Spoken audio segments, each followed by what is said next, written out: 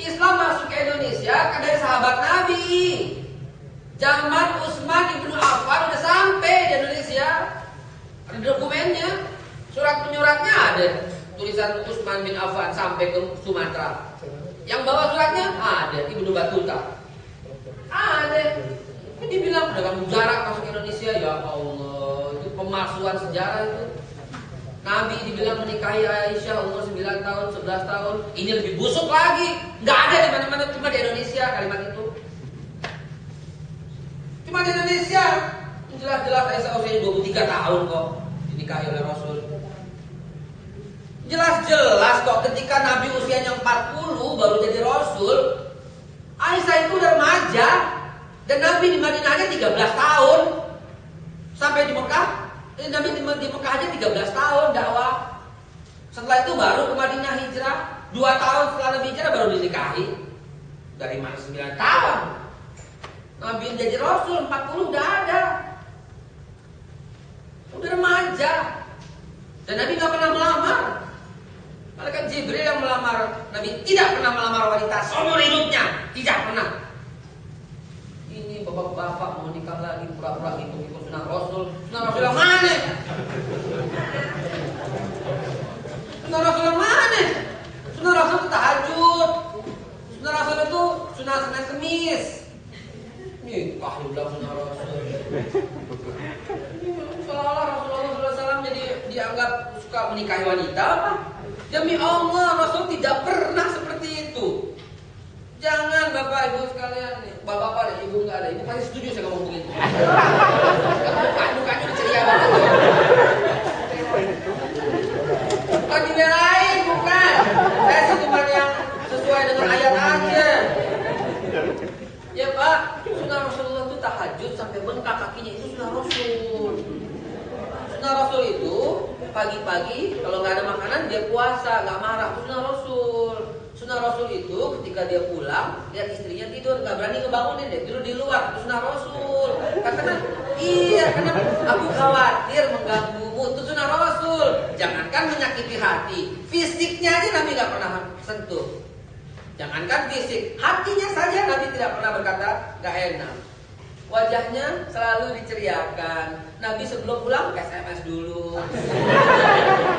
Mungkin Anda tertawa. Mungkin tertawa Pak Ustadz ngarang. Mana ada SMS zaman dulu. Saya tidak ngarang. Ada di kitab hadis. Nabi perintahkan sebelum masuk rumah beri tanda. Jadi Nabi pura-pura ngedehem.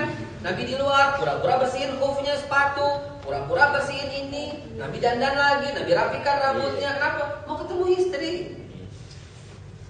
Kita udah lepek, bau ketek. Itu sunnah Nabi memuliakan pasangan. Ini sunnah Nabi kawin lagi. Bener-bener orang Islam bohongin sama penulis sejarah busuk itu. Ya Allah. Udah jelas-jelas Nabi tidak pernah berbilang satu dengan Khadijah yang disetiai. Sampai Khadijah wafat, Nabi tidak memilih istri lagi. Sampai Nabi hijrah ke Madinah, Nabi enggak istri lagi. Nabi numpang, enggak punya rumah. Nabi numpang di rumah Abu Ayyub Al-Ansari. Sahabat kesian, bangunin rumah yuk buat Nabi. Yuk dibangunin, habis dibangunin, dibuatkan rumah di samping masjidnya. Lalu Nabi tinggal di sana, sepi sendirian seorang sebatang kara. Seorang raja, seorang rasul. Sahabat berinisiatif, mari kita pilihkan seseorang untuk Nabi. Dipilihlah. Waktu itu usia Nabi sudah 55 tahun. Dinikahi pertama oleh Nabi setelah Khadijah wafat. Itu apa? Siapa? Saudah. Usianya berapa? 3 tahun lebih tua dari Nabi. Berarti 58 tahun. Anaknya 9. Kalau ente mau betul-betul ikut sunnah Nabi, kalau mau kawin lagi, cari perempuan 58 tahun, anaknya 9. Iya dong? Bener gak? Iya, ini mau nikah lagi, cari perempuan yang 19 tahun. Demi Allah itu urusan ranjang. Terus pura-pura melegalkan dengan cara ikut sunnah Nabi dong. Padahal urusan ranjang.